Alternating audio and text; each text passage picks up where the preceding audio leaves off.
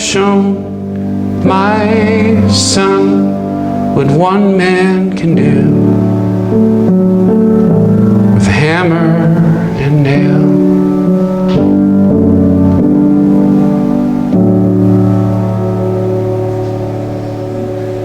Now I have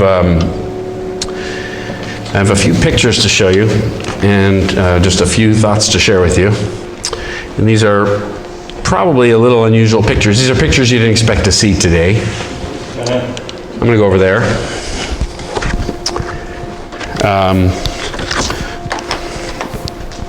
So I called this little talklet. I call this little talklet Lessons from Monkey Island. Is that what I called it? Lessons from Monkey Island. Now, Monkey Island, you're wondering, what's that mean? And where is it? The answer is in June. By the way, hello everybody. In June, nice to be back. In June, my wife and son Jude, who's 12, and I took the trip of a lifetime. We went to Peru. We've never been to South America, and our trip was 11 days. I'm leading a tour actually back to Peru next May, which is 15 days, but 11 days on its own was the longest trip, the longest vacation I've taken. Not my whole life. I don't know if it's my whole life, but for sure since becoming, we'll call it a grown-up. 25. For sure, since moving to LA 25 years ago, I haven't taken 11 days off. I didn't have my laptop or my guitar with me for 11 days. Whoa. Right, that's a long time. I mean, I gig for a living and I write songs, and music is always going on. 11 days. And we got on a plane from LAX to Lima, Peru, and took a tour with just a small group of 8 to this place. Yeah, that's Machu Picchu, and it is an Incan city. Really, it's kind of a combination of city and a home for the king. The people themselves were not actually called Incans; they called themselves Quechua people, but the kings were the Incans. An Inca was a king, and there were thought to be 14 Incas total. So it was not the longest empire in the world, but it was, in its day, a pretty successful one. The land that the Incas, that the king and the Quechua people controlled as an empire, literally, if you think of an empire like Darth Vader's empire, or any empire you think of, it was that. And they controlled land that spans 5 countries now in South America. So they were powerful, and they were brilliant in certain ways that were kind of a knockout. They built a highway system, over 2,000 miles of highways, many of which are still there, that you still drive on. So they connected, every time they added a new territory to their empire, they connected it with highways. They allowed local control that collaborated with the central government, with the central king, but they actually were not perceived by the people in their empire to be oppressors the way you might think they would have been. That being said, they also weren't sweet. They were known for, if they approached your village and said, "You are welcome to the Incan Empire," and you said no, it wouldn't be long before they were drinking wine out of your skull. So it was by force. But another one of the things that was known about them also was that they did not enslave to build their places like this. They actually collected taxes in the form of labor. So if you were in the empire, you had a certain number of days you were working, and then it was paid, and it was done, and you went home. So it's not like you're looking at what I think the Egyptian pyramids are thought to have been built by slaves. These were not. But one of the weirdest things, and I couldn't help but feel it as I was walking around this place, was that these must have been approximately the hardest working people who have ever lived. Because what you're looking at looks like rocks on a hill, but you're actually in the Andes Mountains, like 10 or 11,000 feet up. And those rocks weigh, there's some of them are small, but most of them are not. So we're talking about 5 to 50 tons per rock. And they know where they were quarried, and it was not right next door. So they were quarried 1 mountain away, 2 mountains away, 1 mile away, 2 miles away, 5 miles away. And so they know where, archaeologists know where the holes in the mountains are, where these rocks came from. And they had to be brought down a mountain, through a valley, and back up a mountain, and put into place. And put into place is a very simple phrase for a very complicated thing, because, let's see if the next, oh yeah, so this is, I just thought that was a cool picture. There's really basically one tree standing there in the middle of the courtyard. And that is, they built this, by the way, they were known to, by the way, they had no written language, no written history that's known anyway. So everything that's known about them was told to the Spanish conquerors by Quechua people. And there's no real reason to disbelieve most of it. In other words, they were asked, they were told, the Spanish people were told and recorded what they were told about how the Quechua civilization worked. And so, for example, the king, the Inca at the time, ordered the construction of this ridiculous place. And it is ridiculous. It is in the middle of a mountain range. To give you an idea of how ridiculous it is, the Spanish arrived, conquistadors, like the British and French arrived in where we are. The Spanish arrived in South America and went looking for everything Quechua to destroy, and succeeded in a lot of places. They destroyed temples. They built Catholic churches on top of temples. They took apart masterpieces and built their homes with the rocks. They oppressed the people. They killed the people. They made the language and the culture illegal. They did their best. But to give you an idea of how ridiculous Machu Picchu is in particular, they knew about it because people told them about it, but they never found it. If they had found it, they would have destroyed it. They heard of the most recent Incan king, the Inca who was in control, in power when the Spanish arrived, had ordered the construction of this. He never lived in it, because when the Spanish arrived, everybody emptied, the 600 or 700 people who were thought to have lived there, emptied out. The king had never moved in. It had never quite been finished. And before the Spanish could find it, it grew over with trees.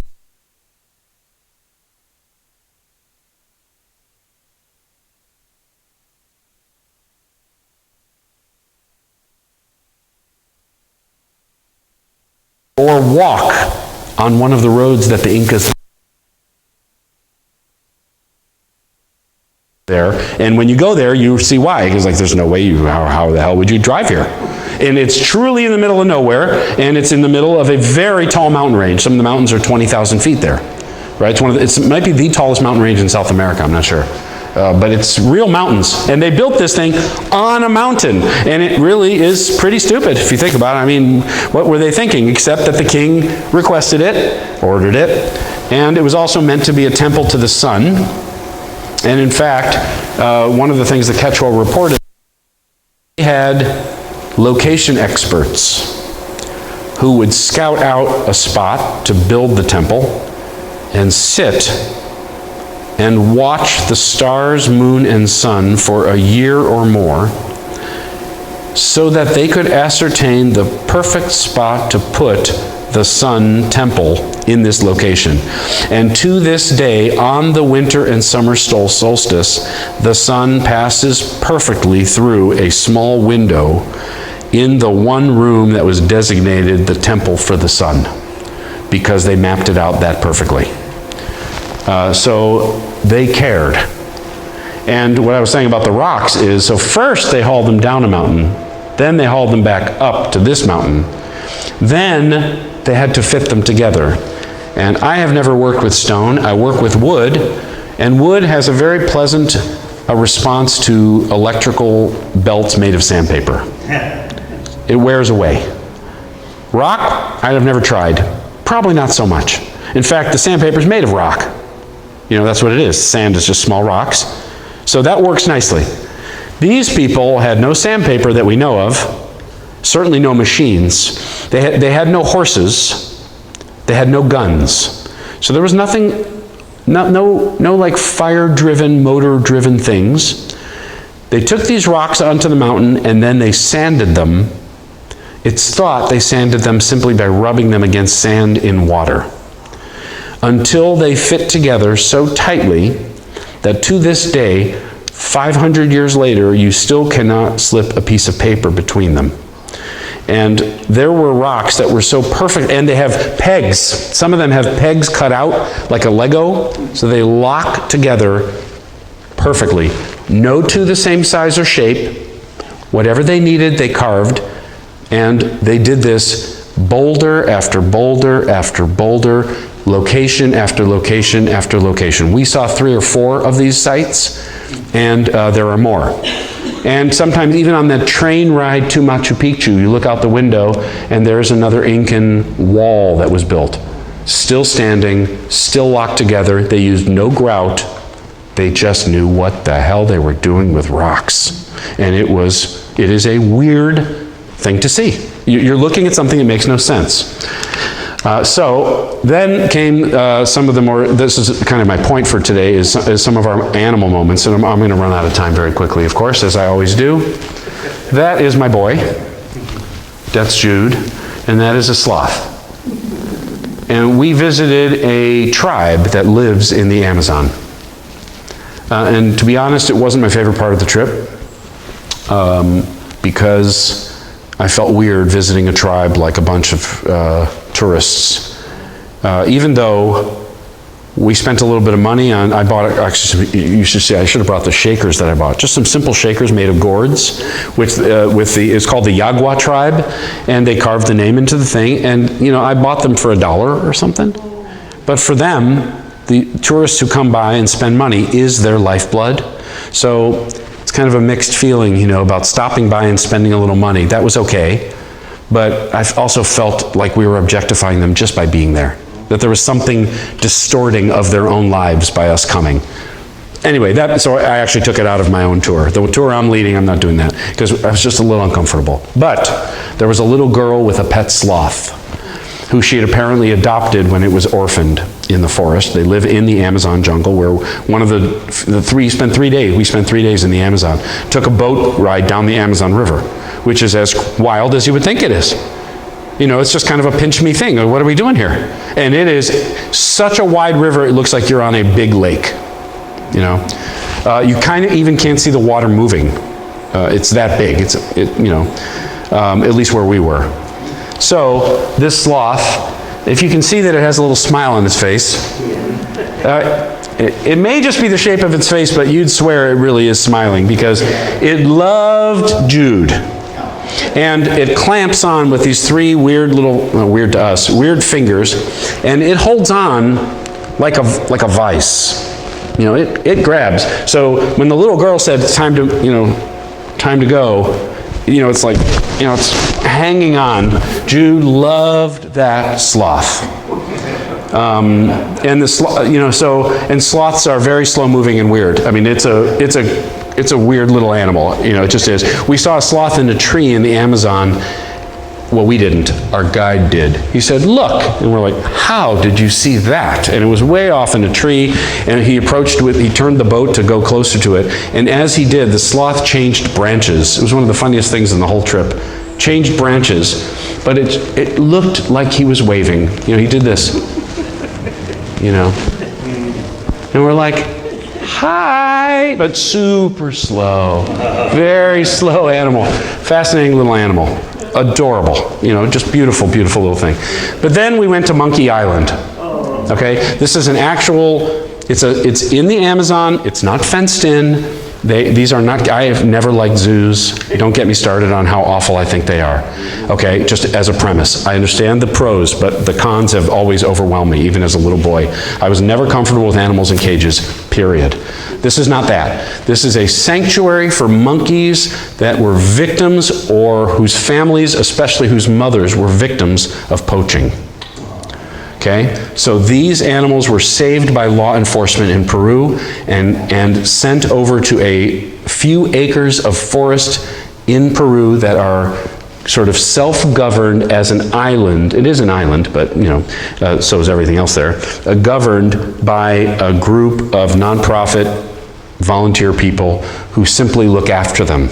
Okay, so when you visit Monkey Island, you get off the little boat, and there's monkeys, and they just live there. And most of them are babies, and most of them, the guides told us there, watched their mothers being killed by poachers. So the poachers do terrible things to trap monkeys for pets, and they never survive to become pets. So the entire industry, so to speak, is an atrocity, okay? So here are monkeys who have been through something, right? And we were instructed three things. Wear no sunscreen, wear no bug spray, and just love them. That's it. Those were our three instructions. Sunscreen and bug spray, of course, because they lick you or they're on you. They're not afraid of you if you're with the right demeanor, clearly. And they are, but so they don't want to be poisoned with any chemicals, right? And just love them was the instruction. So we spent an hour and a half with the monkeys, and I made a best friend. I made a girlfriend, and that's her. Yeah, that's Mosita. And Mosita held my hand after even this hug. She laid down and she held my hand before we left. And she rode on my shoulders for, 20 minutes. Like long enough that everyone had noticed that Mosita was not getting off of Danny's shoulders, But I had a few, I'm already out of time. It happens to me every time. As my uncle says, why tell a story in one sentence when you can tell it in 5? And I inherited that, unfortunately. So I'm going to leave that picture up, and I'm going to share with you just a few very quick lessons there are a lot of things to take away from an experience like this, right? I could get emotional just telling you what it meant to me to have made this trip possible for my wife and boy. I'm not a rich, I didn't inherit money. I don't have a trust fund. I don't have a hit song with 6-figure, royalties. My job is to sing songs and sell a few products, and that's all I do. So the only reason I could do this trip was because the woman who is a brilliant travel agent and tour guide, has done like 30 of these trips, invited me to host one, right? So this wasn't quite an audition, but she said, you can't lead a tour next year unless you take a tour this year. So we got, the deal of a lifetime. It still cost us several $1,000s, which we had to scrape together, it was hard, but trip of a lifetime, so we went. But I can't tell you, I still have not even to this day told my wife and son how emotional it was for me several times when I'm standing back and watching Jude do this, and I know that it's his first time out of the country. And just if you've ever been out of the country, actually even just leaving the state, the city you're from, but leaving the country, especially any country, it changes you forever. To suddenly see that there are other people speaking other languages, spending other money, building homes in different ways, eating different food, ordering differently from menus, walking differently down the street, dressing differently, the stores look different. Right? You don't see McDonald's, you see something else, and it's everywhere, but it's not, and they've never heard of it. Jude was blown away that there's no Targets in Canada. They tried Target and it failed, okay? So that blew his mind. Why didn't it work? It's a great store. They have all his toys, So here we are in Peru, and it was so emotional just to go. And there's a picture one of the pictures, I don't know if I sent you. Jack, by the way, put this all together. I sent him pictures 24 hours ago or something. Which is the way I roll, unfortunately. But there's a picture of Melina meeting a baby monkey. And it's truly a baby, right? These are, Mosita, by the way, I found out was pregnant. I found out because after giving her a long ride and hugging her and cuddling with her, she then threw up. And including on me. Which, by the way, thanks to the fact that I have a son, I wasn't grossed out by. It's just like, oh, vomit. And the guys working there, the volunteers were all laughing. They brought me over to a hose and hosed me off. And he's like, well, you were giving her a ride for a long time, and she's pregnant. I'm like, why didn't you tell me she's pregnant? I'm bouncing her around and singing her songs. I would have been a little gentler. Clearly, she didn't mind, but I felt bad. Anyway, so back to the point. Just a few quick takeaways. And my intention really on these takeaways, these like lessons learned on Monkey Island, really, they're meant to be practical. I'm going to be quick about them, but all I'm ever doing when I'm talking and singing is sort of sharing things I'm learning or observing or asking about life. That's all I'm ever doing. It's just trying to plant seeds and poke and prod. Maybe you have a thought or a feeling you didn't expect to have, or a memory you didn't know you had. Or maybe, all I'm trying to do is be helpful in whatever way that turns out to be. So the first takeaway, very briefly, because I already talked about that, was the whole meditation, is they didn't ask us if we were qualified when we arrived at Monkey Island. They knew we were. What was our entire job? Love them. Right? That was it. They didn't tell us how to handle them. And this is 2 pictures of the monkeys. Ask me how many I have. 1,000. We had a little kid on our trip. We had 2 little kids, Jude and another kid. We had an 81-year-old lady on our trip. We had all ages, all generations, nobody had a hard time understanding how to love a baby monkey. How gentle to be with them. They're tiny. This Mosita was not tiny, but like I said, this picture with Melina is a baby reaching out, and Melina just has its little hand in her hand, right? And it was emotional just to watch it.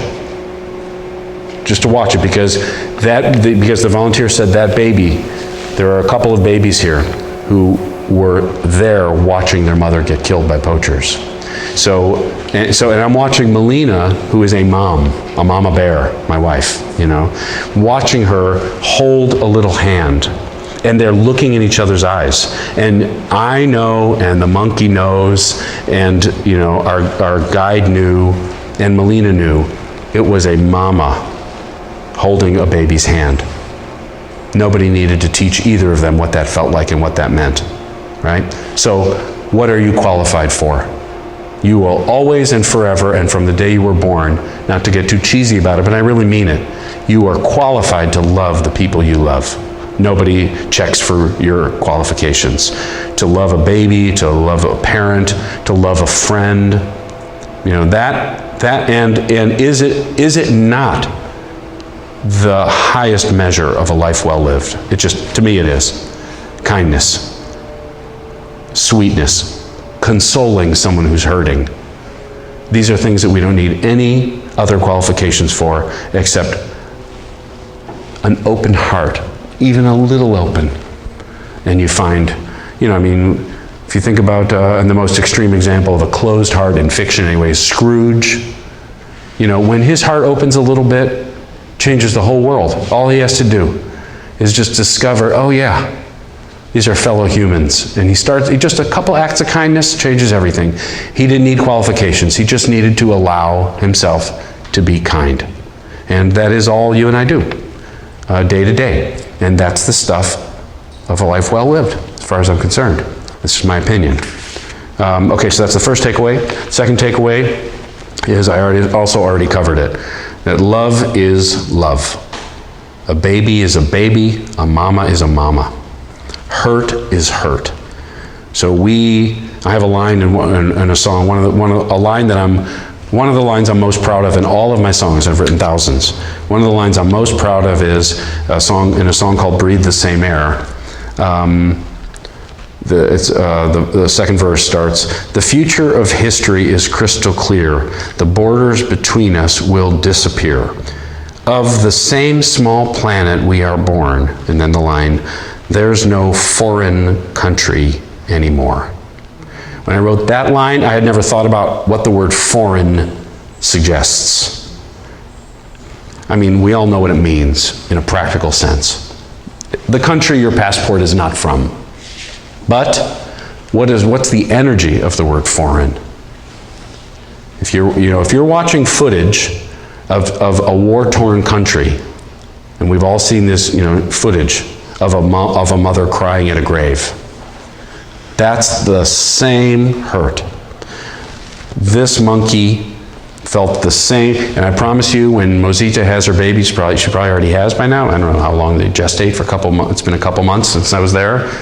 She loves her babies like Melina loves Jude. Same love. A mother is a mother, and a baby is a baby.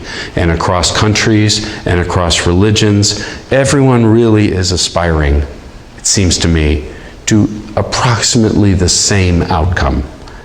Happy, comfortable home, enough food and drink, children, if you have children outliving them, children happy and safe.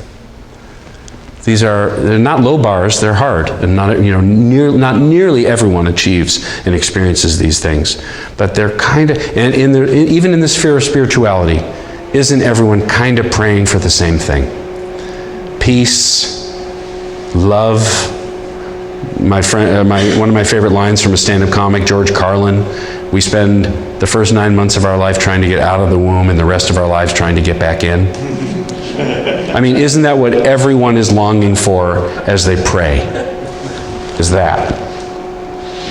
And that poor baby, Mosita, a baby probably having babies, whatever she'd been through, she didn't want to be in a sanctuary. She wanted to be in the forest where she was born, with the family that she was born into.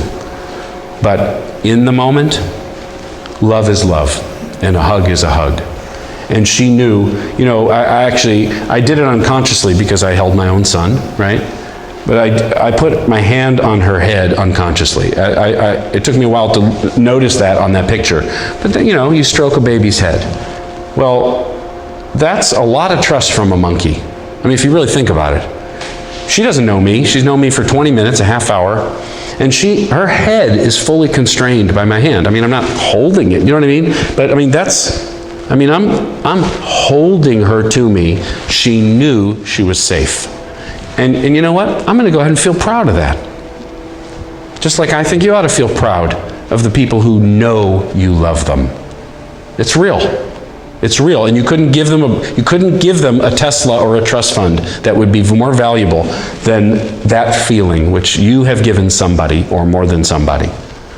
Is the feeling, yeah, I'm going to hold your head close to me, and you won't question your safety or being adored for a split second. You won't question it or wonder about it. You will feel no nervousness, and clearly she didn't. I didn't know she was feeling, look at me.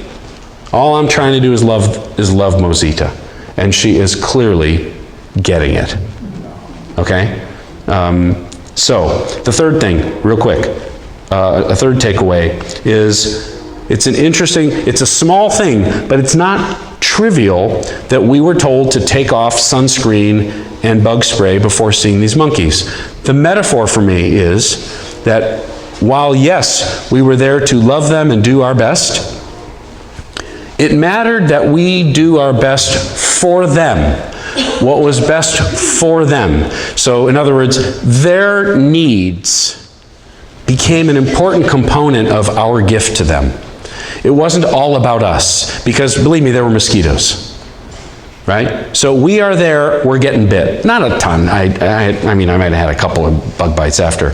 But if you think about what giving sometimes means, we all know what it feels like to get a gift from somebody who really didn't want to give it. Or gave it, but they're not going to give all of themselves. They'll do, I just got a message from somebody who I had to cancel a gig. And I knew she didn't want me to. it's somebody I love and care about and like. And I knew she wouldn't want me to, so I knew, because she's a gracious person, she was going to say, I understand, thank you for telling me. But I also knew it's not going to be a wholehearted, oh my God, because I canceled because I had an invitation somewhere else that I could not turn down because it's like personally exciting. I knew she was not going to go there with me on the personal excitement part. She was going to say, I understand, thank you for telling me. But she's not, but I can feel the lack of, oh my God, because the invitation was to be on live radio in Chicago on a radio station and a show I listened to my entire childhood. I was invited back to be on live radio on a weekend when I already had a gig here in California. And I couldn't turn down the radio show. I literally grew up listening to it with my parents. It's too cool. It's like a bucket list thing. And she understood, but I could feel, she's not like, oh my gosh, of course you have to go. I'll be listening. No, it was, we all know the feeling of a yes, but, right? But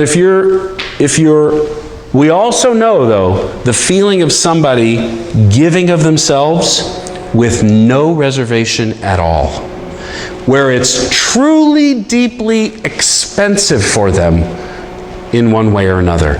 Like they're actually inconvenienced and you know it.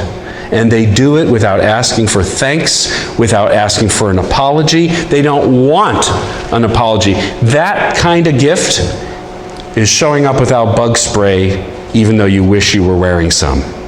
We all know how it feels. So the only practical thought I wanted to say out loud was, is there somewhere in your life or in mine where somebody might really benefit from that kind of gift? Is there something you and I could give that actually costs us, but that the person receiving it will actually be changed by that kind of gift? There's different levels. In Jewish law, there's different kinds of charity. There's the lowest, quote-unquote, form of charity is knowingly giving to a knowing receiver. Handing something to somebody such that they know who you are and are going to say thank you. And may even feel indebted. And at the other end of the spectrum is anonymously giving to an anonymous receiver, right? Where you can never be thanked and they can never know. And they just received it like magic, right? Well, similarly, I think, in an act of kindness, there are gradations. There's different levels. And I'm just raising the thought that, metaphorically speaking, I thought it was interesting that we were asked to inconvenience ourselves to love these monkeys the way they needed to be loved. There's a lesson there for me. And the last thing I'll say is something I learned when I first arrived in LA. This is the last thing I'll say. Something I learned when I first arrived in LA. I had some time on my hands. I moved from Chicago and I was going to make music for a living and I had no idea how or what I was going to do. I joined the Musicians Union and I started playing at like a few parties. My first gig was at a flower shop. I just did whatever I could do. But in the meantime, Cedars-Sinai Hospital, world-class hospital, was like 2 miles from me in West Hollywood. And I loved donating blood. And as I said, I had time on my hands. So I went in and donated blood one day. And I walked by the volunteer office. And I just opened the door and poked my head in. Hey, I play guitar. You guys need a musician ever? Oh my God, are you kidding me? Come in. And apparently there was one floor in Cedars-Sinai at the time that had been asking them like on a daily basis, any chance you have a musician? We want a musician walking the floor. One floor wanted a musician, had been asking them, and I walked in like heaven sent, like a weird coincidence. And they signed me up, and from that point on for like the next 2 years, once a week, as I said, I had a lot of time on my hands. This is before wife, before baby, before mortgage, before any of that stuff. And I dressed up all in white in the hospital uniform, and I put on a badge, and I parked in VIP parking, which was sweet.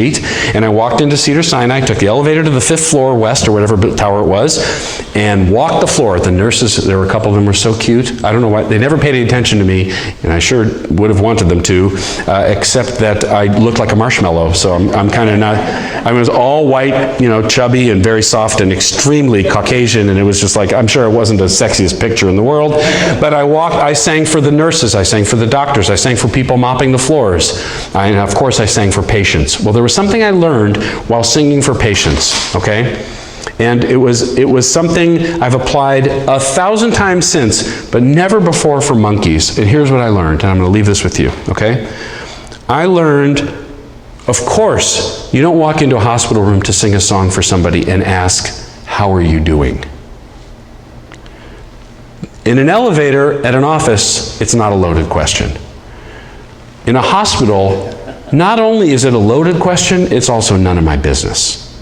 I don't know their name, I don't know their disease, I don't know why they're there, I don't know how long they'll be there, I don't know if they'll leave the hospital alive. I don't know what stages of grief they're in, or fear they're in, or whether they've slept in a month. I don't know how much pain they're in. I know nothing. How are you is none of my business. So, I walk in and I simply ask, and I did this 1,000 times, would you like to hear a song? That's it. And they say yes, or they say no. No, we're talking about taking things personally. No, 0% personal. Okay. And I leave. Yes, any particular song? Usually no. And then I just think of something and I sing. Okay, but here's the trick. The trick was, I learned pretty quickly that the greatest gift I could give was to sing for the well person in bed, not for the sick person. Okay, so give that a few seconds of thought. The person may have cancer, diabetes, leukemia, they may about to be getting something amputated, they may have been given 3 weeks to live. Everyone who comes into that room, except me, is visiting a sick or dying person. Everyone. Doctor, nurse, everyone walks in with a heavy heart, with consolation on their mind, right? With comfort, with flowers. Everybody else in their life is visiting the sick person. So I went a different direction, consciously.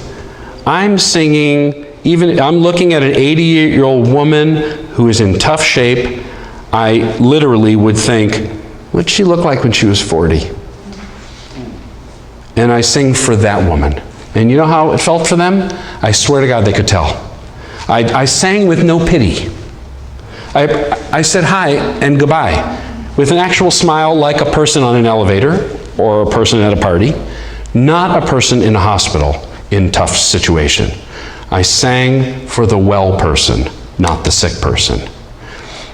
And I believe it made a difference. And in fact, I could almost contend, I'm not making a grand claim for myself, but I would almost contend, and during the offering I'll sing, I gotta sing at least one more song, since technically that's what I do for a living, but I would contend that it might even be a healing thing.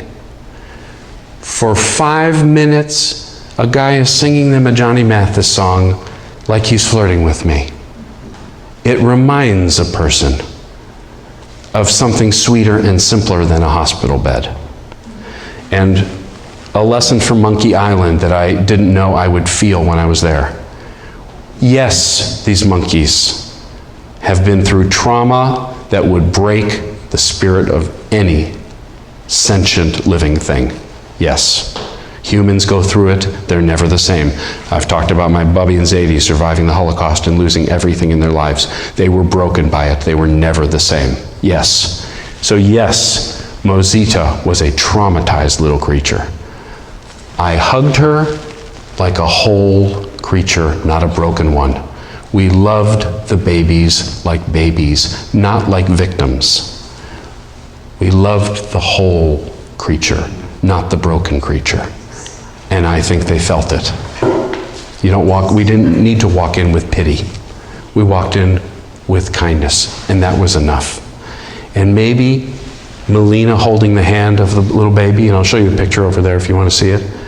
Maybe Melina holding the hand of that baby reminded that baby, I could cry thinking about it, reminded that baby of what Mama felt like, right?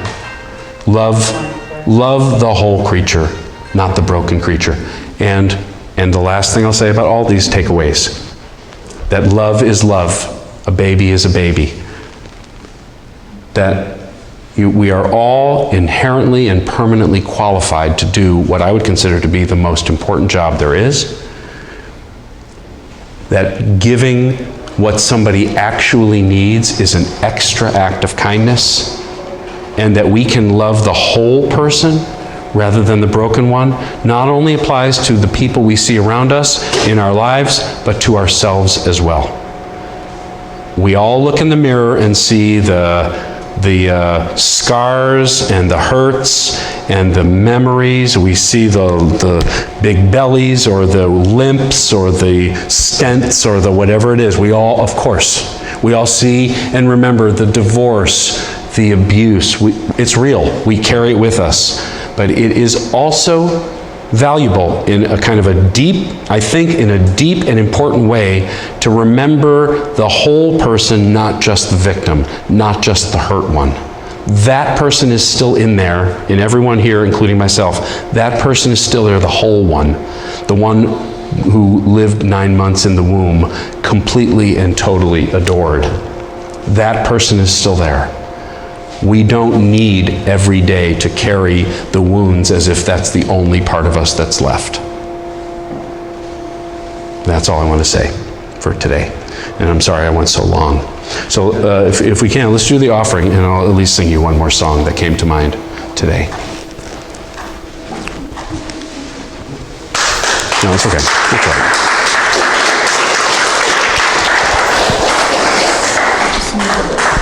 Thank you, Tim. Oh yeah, sure. Thank you, Tim. So now is the time in our service where we bring forth our gifts. We lead you to Paul's back. So as we surround them with divine love, we say together, divine love through me blesses and multiplies all that I am, all that I have, all that I give, and all that I receive. Thank you, God. All right, so one more song. Several songs came to mind today, but since I talked too long, as usual, we'll just keep it to one. And I have some woodworking out at the table, and some music, and my wife's jewelry again. And none of this was intended to be a sales pitch for my tour, needless to say. But if anyone's interested in even just reading about it, the trip for next May, just give me an email address and I'll send you information about it. That's it. So this is a song from the Water album from years ago now, 2006, which makes me feel very old. And but it came to mind today, so I'll sing this for you before we go.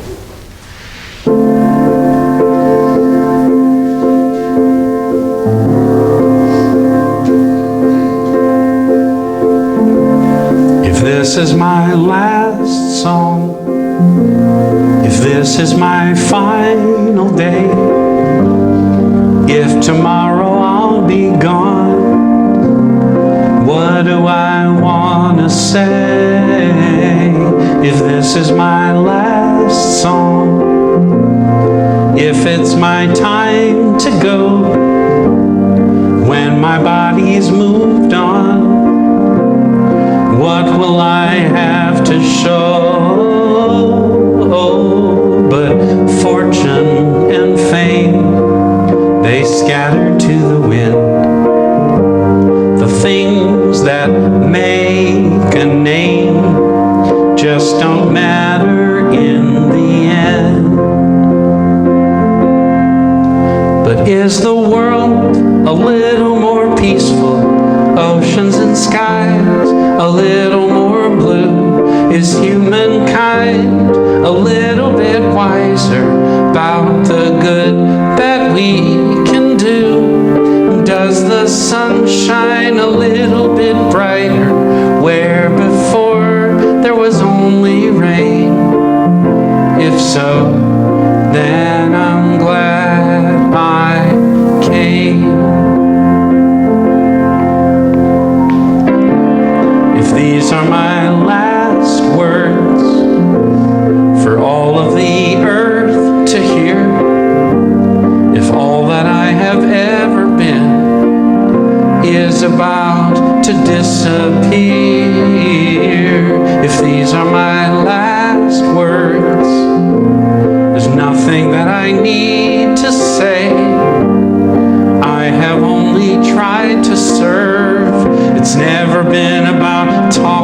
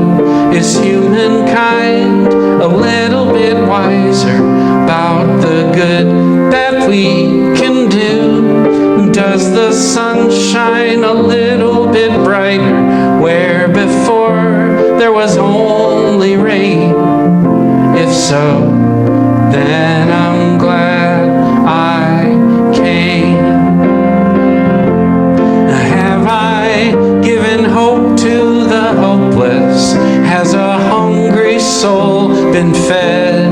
Has a child stood a little bit taller 'cause of something that I said? Have I left a little kindness? Have I eased a little pain? If so, then I'm glad I came. For that, I'm so glad I came. If this is my last song, what do I leave behind? What do I pass on? If I am